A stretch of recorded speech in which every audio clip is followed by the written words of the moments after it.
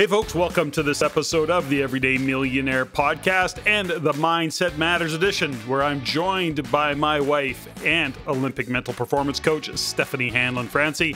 Together, Steffany and I engage in a conversation about different aspects of what we refer to as Mindset Matters. We believe that we're living in and through one of the most impactful global events in history. And let's face it, few have trained for or are equipped to deal with the life that is unfolding before them. The need to pivot in your business, your career, or perhaps deal with shifting family dynamics lies before many. We hope to inspire you to ask yourself questions or pause to consider how you view your world, your life. We'll invite you to check in on where you are on your journey, and are you still clear on your intended destination, or has it changed? Join us for this in our series of Mindset Matters. Listen in, enjoy. Hey folks, welcome to the Everyday Millionaire Mindset Matters episode. Steffany, welcome. Hey, hon. So we've got a topic that we're going to kind of take on around relationship and, maybe some breakdown in relationship, perhaps a better way to communicate within relationship. Now, you wanted to really bite into this, so you've got to lead the way. Where do you want to go with this? Well, I think the biggest thing is relationship is generally based on conversations. And conversations between people that either align on their values or disagree, agree, etc., can create positive environments for relationship to flourish, or they can create breakdowns in relationship. And what I'm discovering, whether it's mindset or the way that we communicate with other people, not just with loved ones or our significant other or our primary relationship, it's also with what's going on in our own heads, our own value systems, the filters that we are putting through, whether they're from the past or from the present or some expectations of the future. Relationships are key in all of our lives as human beings. So in this context, you're not just talking about partner type relationships, significant other type relationships. You're talking about friendship relationships. You're talking about business relationships, business partner relationships. So you're talking all aspects of relationship. Is that what I'm hearing? Well, I think that's where we can start, maybe on a macro level, and then drill down and say, okay, well, we've had some interesting questions from some listeners about relationship, and they laugh at our relationship and say, we even poke fun at each other on the podcast, or I can ask you to slow down, cowboy, and you don't get offended, or you can tell me to, call me whatever, a loser, but it doesn't offend me. So what has come up over the last little while around relationship is that how do you guys do relationship? How do we do relationship? And I think, staring at you across on the podcast every week has been a real interesting journey, because like I said earlier, relationships are a conversation. And the conversation we're having with ourselves around our expectations, our assumptions, what we need, what we want, what we're able to give, not give, those kinds of things can be historically grounded in maybe some things we're not aware of. Think about Hallmark. Hallmark cards, came up with Valentine's Day back in the 30s and 40s because they needed a new something day to sell more cards, or, sell candy and chocolates or whatever. So they created something called Valentine's Day. It's like Mother's Day, Father's Day. We create all these days, and then there's these expectations around them. So think about whether it's Disney, the Disney princesses. So a lot of young girls who raised in that world of Disney and watching Disney princesses, wanting to be a princess. And then there's the prince on the other side going, I don't even know what she wants, And so we've got filters that go into our primary or our intimate relationships, but those can also be transposed, in my experience, onto relationships that we have in business and friendship. And where are those entanglements? What's an entanglement and what's a relationship? It's easy to go down a path of entanglement in relationship. Now, I know one of the things that we were aware of it now, but we weren't before. And we hear often from friends and acquaintances that what we're known for is being generous, and probably to a fault is what we've learned over the years, because it's not that we're consciously generous. It's just we're generous by nature. And that doesn't mean that we're writing checks all the time. It is really that we're generous. We're generous with our time. We're generous with our time, our energy, our insights, our sharing of wisdom. So we go into a relationship thinking about giving, not taking. And I think that really makes a difference in terms of how a relationship evolves. Now, we have a friend who we've known for a while, but what that particular friend is like is that now we find that he's not bringing a ton to the relationship. He's always in wanting something. And there's a funny balance that's missing in that. Now, we understand the psychology of this particular person, and it's all good, but it really does. It's like, yeah, no, I don't want to get together because I don't feel like giving. I don't feel like because somebody's there to take of time, of energy, then it's more difficult to be in that relationship. Yet he's a lovely person. So well, I think, what do we do with that? To your point there is that how do we define what a relationship is and what category do we put certain relationships in, or how do we, frame a relationship that we can? And one of the lines I've used over the years is give first, then get. So even in business, I want to give first. I want to trust first. I want to give respect first. I'm not waiting to get. So if it doesn't come back, then I have more information. I have feedback. Like, do I want to pursue this relationship? Do I want to pursue this partnership? Well, it's like seek first to understand, then to be understood. But let's go back to what you just said, is that I don't believe we go into any relationship in terms of our generosity of time and energy and insights or whatever we share, because we're both kind of wired that way, with an expectation of getting. Giving and receiving is in fact the same thing. And when we look at don't step over that. Giving and receiving is the same thing. I think people think that if they're givers, then they're going to give and give and give and give and give, and they're never going to get anything back. That's not true. They're getting something out of being a giver.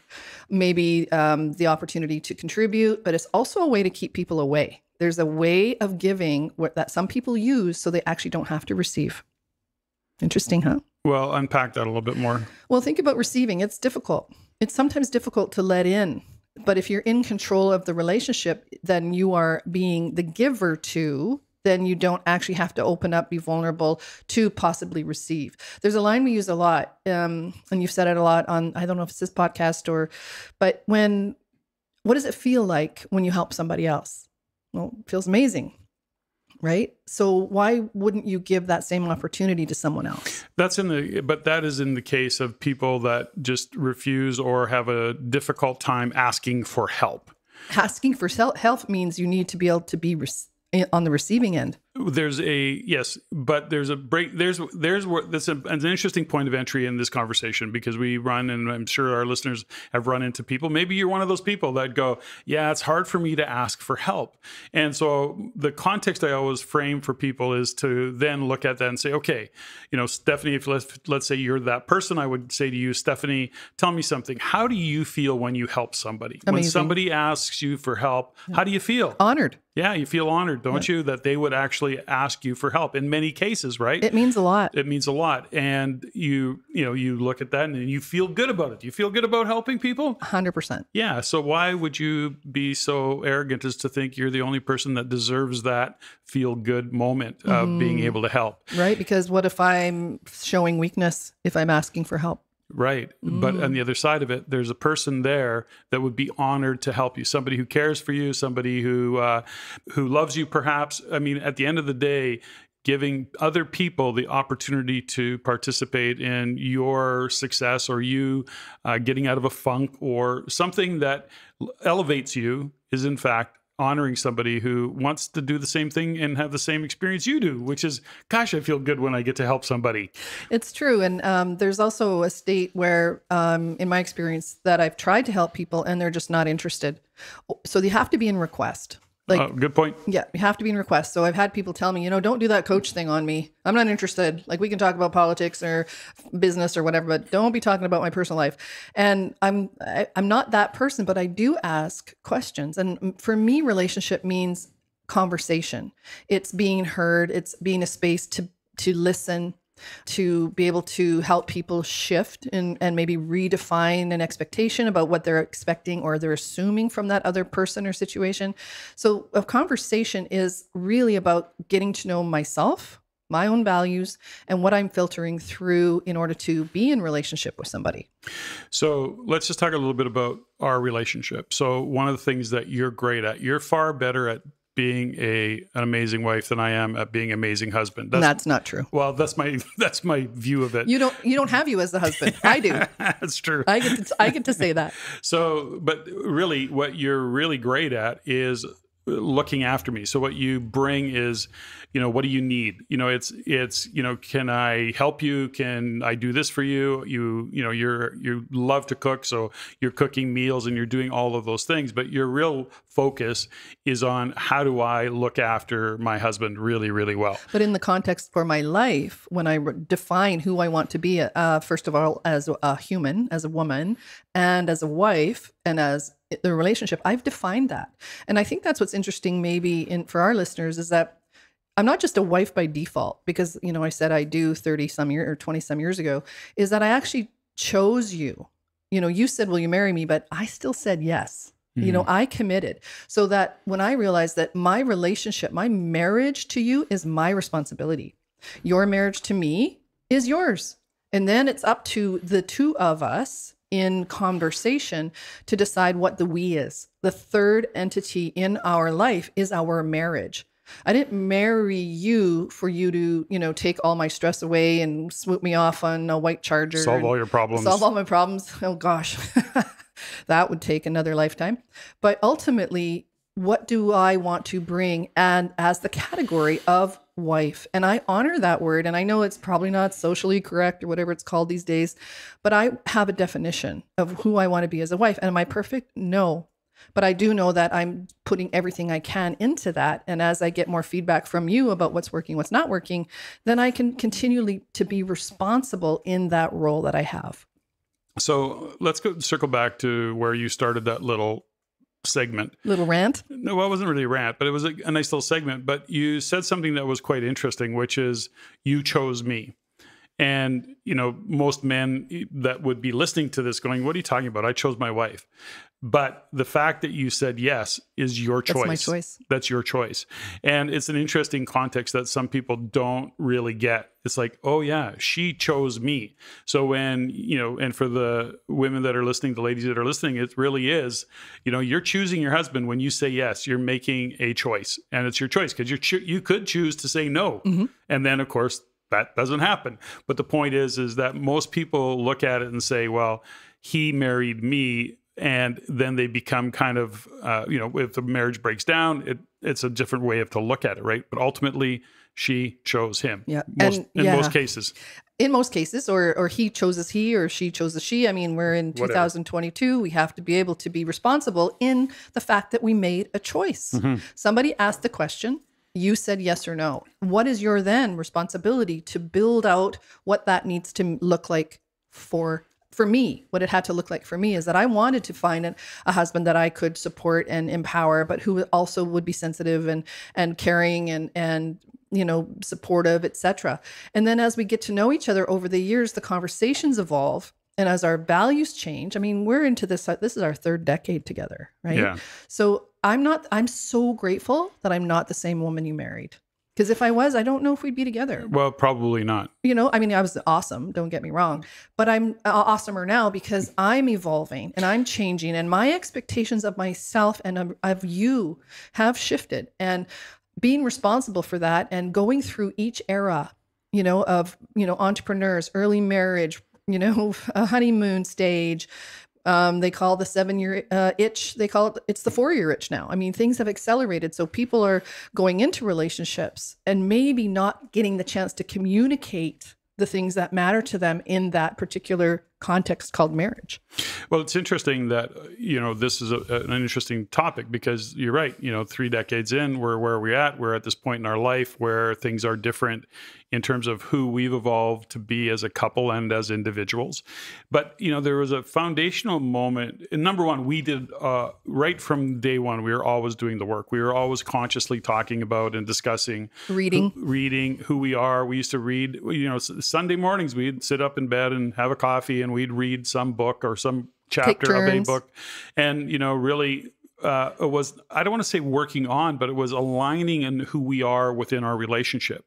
And, it's interesting, a pivotal moment that I think people say the words and others don't even realize it. And that is that there's still a context where we hear it in the language of some clients and some people that we talk to, which is, this marriage is 50-50 and I'm doing way more than my 50%. It's like I'm doing all this work, I'm doing all these chores, she doesn't do this, he doesn't do that. And there's this 50-50 mentality. And very early on in our relationship, you brought it to the relationship and that was that there is no 50-50. No, it's 100-100. It's 100-100. You bring 100% of you and they bring 100% of them. And together you create the relationship.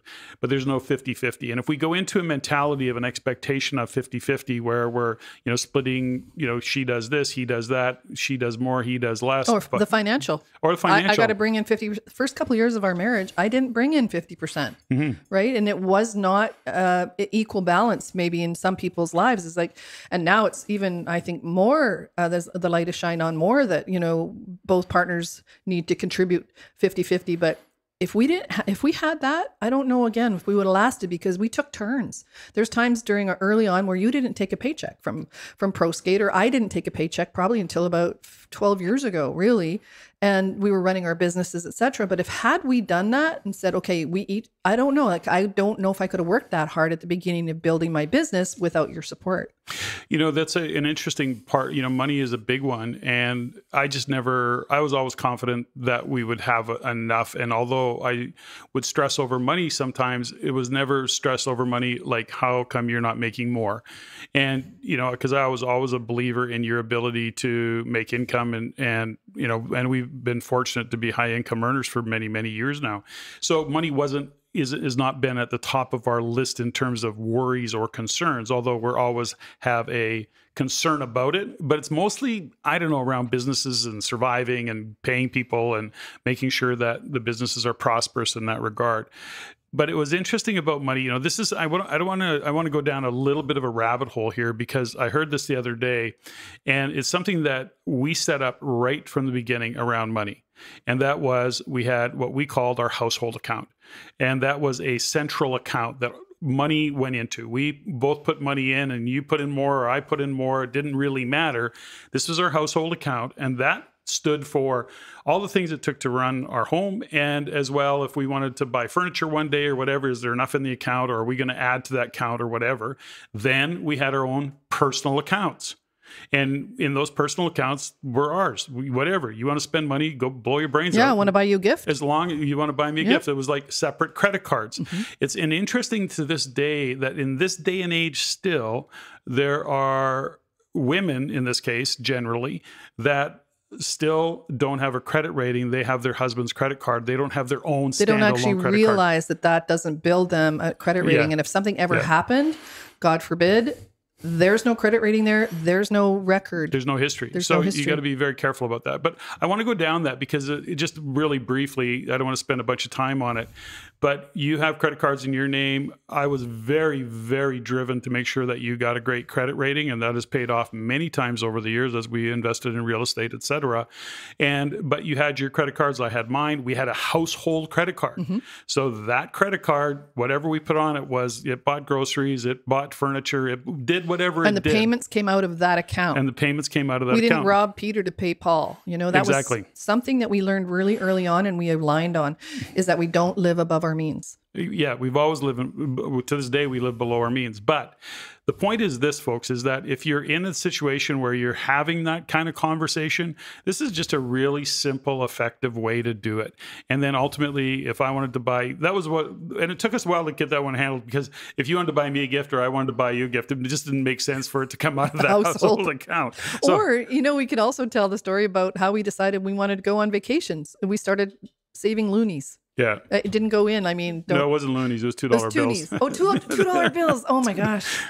Yeah, no kidding. I still have a couple of those. Anyway, we went on our very first trip to Mexico, paid for by $2 bills. Yeah, just saving them. It was fun. Yeah, it was fun. So those were the days. But the point is around all of this is that these are conversations that many people sadly don't have, is around money. And then they have an unstated expectation.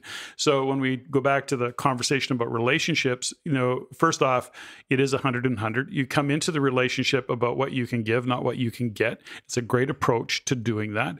And then having the conversation around money, which is It's triggering for people. It's triggering for people. It's a charged conversation. And, it's interesting to, have conversations with people that if you break it down for them and have the conversation of money, all of a sudden it kind of goes away because it's all on the table. And then, if you have one of the partners making less than the other, then you have a conversation around, well, what does that look like? What does that represent? Does that mean that, they can't, what does it mean? Like, oh, so they're not going to have as much money to spend on gifts for you? What does it mean? Well, also, we need to slow that down, because the triggering part of money is that we're coming from different histories generally. And the money conversation for some families is really grounded in shame. There's a lot of shame around money. And I've really noticed that over the years with my clients, is that we could be talking about, worthiness or this or that. But the minute we start working on the context for money, for example, you start to see where people's shame statement lives about there's not enough, I'm not worthy, I can't bring it, I can't make money, there's not enough. The not enough trigger in relationship permeates everything, not just the money conversation. Where do you not value yourself around your contribution in the partnership? Well, so this is interesting. Let's tell a quick story here, because as listeners know, Steffany worked in the NHL with the Oilers, with St. Louis Blues, and then with individual players for many, many years. But the point is that early on in our relationship, as much as I would never had a jealous bone in my body because I trusted her so much. I mean, imagine, you were young, fit, athletic, working with young, rich, fit, athletic men. Yeah, that's true. I was. Every day. And I was young once. Oh my God. We were both young once. So the point is that were times where, first off, we joke about it. I was never jealous, and people would go, how do you let your wife do that? It was let your wife. Yeah, that's funny, right? Right. Especially now. And I go, what are you talking about? So anyways, the point is that through this is that although I never felt jealous, there were times where I would go, I will never, ever meet up, I will never meet an expectation of a, young, fit, multi-millionaire hockey player. Right. And so that's, you're setting and hanging out in that environment. Mm-hmm. But it was interesting about that environment because what you brought home was not a comparison. What you brought home was a benchmark and the opportunities that, existed for your business within that environment. And the relationships we met, the people that we met, the stories, it was incredible. But the funny thing is, and I guess what really collapsed it for me was the time when I was working with a player and he was going through negotiations and he was going to go from a $1.3 million contract to a $5 million contract. And I remember thinking okay, so what's going to change in his lifestyle? And you know what happened? I look back 2 or 3 years after that, and all that happened is that he and his wife increased their lifestyle to a $5 million lifestyle. Yeah. Everything just increased. So not like just because they made more money didn't mean they had more money to spend. Yeah. So one of the things I learned as we started to generate different levels of revenue and income and learn about real estate, especially investing and mortgage buy down and all the things that we learned in real estate, is that money still has to work for you. There still has to be that money conversation about, okay, well, yes, we're making this much money, but I don't want to live to that. Because what if I'm not making that next year? Well, let me give you a little story. So this was some wisdom that was passed on to me by Paul Coffey, who I worked with for many years off and on. And, I was driving him back. They were in town for game day. I don't remember who he was playing with at the time, but I want to say... Oh, this is Boston. No, he was rooming with somebody who just got... Pittsburgh. Pittsburgh. Yeah. Got a big contract. Lemieux, what was his name? Scott Stevens got a big contract. Yeah, anyway, I don't know. Look at us name dropping again. Yeah, whoa. I don't remember. The point is, as I'm talking to Paul on the way back, it was somebody who had just signed a big contract, record-breaking contract. And I said to Paul, I go, geez, how much money do you guys got to make? And he goes, funny, he says, and this is where he passed on, is only Paul. Paul's very dry, not expressive at all. He goes, he's pretty funny though. He goes, something, the more you make, the more you got to make. And I didn't really get it. This was many years ago, right? So imagine, Paul was still playing. So that's how many years ago that was. But anyways, the point is that I didn't really get it. And then over time, as I got to know a couple of other players, and then one particular player, I won't use his name, he was going through a divorce.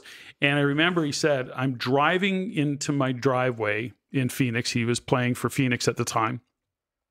He goes, as I'm driving down my long driveway to my house, he says, I see, the gardener. I then see the pool boy. Then I see somebody doing something with the plants. And, I realize, then I walk in the house and, the maid is finishing cleaning up the house. The nanny. And he's going, I'm realizing that I'm slowly going broke. And his wife, who he had broken down the relationship with, that's the point of the story, is that here's this power couple making multi-millions of dollars. And that's when it occurred to me what Paul said, the more you make, the more you need to make. And that is because ultimately, especially young hockey players that are making millions, their lifestyle goes up in relative to their salaries. Not necessarily in relation to their salaries. It sometimes goes above. And if you have in your relationship, like this particular player was, who is now going through, at the time was going through a divorce, the simple fact was they had no context for money.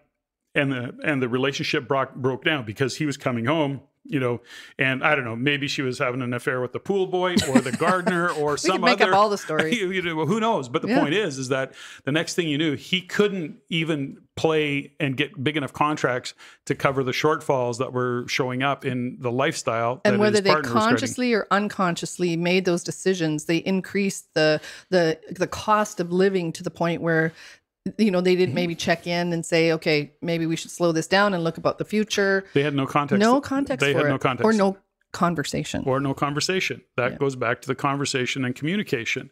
So let's go back just in all of this, folks, is that, the point of these kind of stories and some of the insights that were shared here today is that it really is about communication. And some of these conversations, if you've never had that with your significant other, is they're challenging because they feel like they're confrontational, and it doesn't have to be confrontational. It's about mutual understanding, and in this case of money, mutual understanding about, well, no, we bring 100 and 100 to the relationship. It's not like, sometimes I could look and go, well, yeah, you don't do half the stuff I do around this property that we live in. Like I work way harder. If I lived in that headspace, we wouldn't be together. We couldn't be. No. And so that's the thing, is if you're keeping score, which many do. I haven't been a scorekeeper, I don't think, forever. I know, it's like blue lists and pink lists and all these things that people do to keep the, and to me, they think that's communication. To me, that's division. Yeah. That's division of labor that, sometimes I want to pick up dog poop, and I do, and you do it mostly, but ultimately we have the things that we're really great at and then we really support each other with. And then at the same time, I wouldn't want to, I don't know how to fix the pool pump. But you sometimes come out to ask if you can help, and I always think she's just going to get hurt. Right. So go home and cook. Go home, just little keep lady. Cooking, I'll come clean up the kitchen. So anyways, through all of this, the fundamental around relationship is going to be communication, and lay these things on the table. And, something that we do within the SHIFT program is one of the first exercises we do with our clients is to create a context for living. Now, what is the context for living? Which is looking at the 7 areas of your life. And in the case of relationship, because you said it, you have a context for who you are as a wife. Yeah. And it's actually evolved over 30 years. Of course. And I really get that when we walk people through this, they get so stuck because they said, well, that's not what I am. That's not who I am today.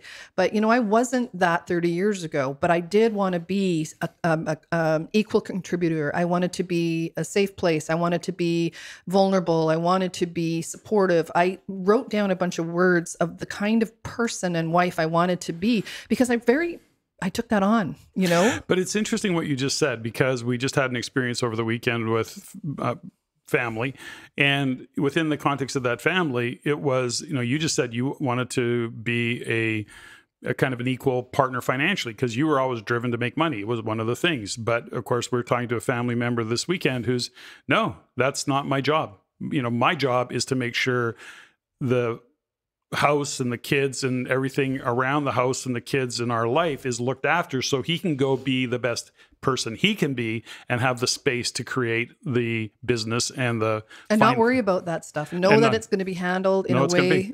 So that's a great equal partnership. I had a friend years ago. Oh, but just so we don't step over it, but along the way, She's built a credit rating. She's building a credit rating. She's, that she will be independent, or she is independent in that regard. So I think that's important. But that's the next layer of conversation down that a lot of people don't know or don't think they have to, or they assume it or step over the conversation. Because like you said, it can feel confrontational.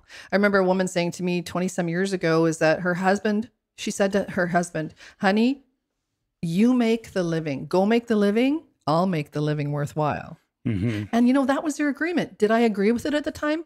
No, but she had skills that were phenomenal. Mm-hmm. She could renovate and decorate and change the oil in the gas lawnmower. And I'm like, wow. So as we develop our skills and bring those skill sets to the relationship, then to communicate through, okay, you know what, I can take this off your plate right now. I evolved. I learned this. I can bring in more money, or I can actually slow down, and I want to take some time to raise the kids. And that's really but that again comes down to values conversations. And if we're not expressing our values, and especially as we grow and change and our driving values change, and all of a sudden something is more important than ... and we don't express that, then we're living into an old story. And that is where things get in trouble. And I joke, I shouldn't joke, but that's why the midlife crisis, I call it. It's why a lot of people have affairs and buy Corvettes, because they're not staying on top of what's going on in their own backyard. And relationship is a conversation. So the best way to fix that problem is look outside of yourself. Oh, right. Exactly. An affair and a Corvette. But always remember, no matter where you go, there you are. I love that statement, though. That's an interesting statement that we could do a whole show around that statement that you made. You go make, what was it again? Said, hun, you go make the living and I'll make it worthwhile. I think that's really cool because you can. And it could go both ways. Yeah, totally. Yeah, totally. I love it. So it's really, really cool. So folks, hopefully you saw and heard, or not saw, but heard some insights into. Oh, speaking of saw, I think we're going to be someday evolving this podcast. We are. We're going to evolve it into video. I did launch a YouTube channel called the Everyday Millionaire Podcast. And we need some likes and followers. Yeah, we do. Likes and followers. I'm number 6. Check it out. And then we'll be doing some video in the new year. We're just setting that up and going to have some fun with that. So, folks, thanks for listening. Steffany, thank you. That was fun. Ladies and gentlemen, thank you for listening. If you found value in the podcast, please take the time to rate and review and share with others. Share with your friends. As it is my goal to always improve and to provide the highest value for you, the listener. If you have any comments, suggestions, or questions you'd like answered, please email me at ceo@reincanada.com. That's ceo@reincanada.com. I look forward to hearing from you. And until next time, Patrick out.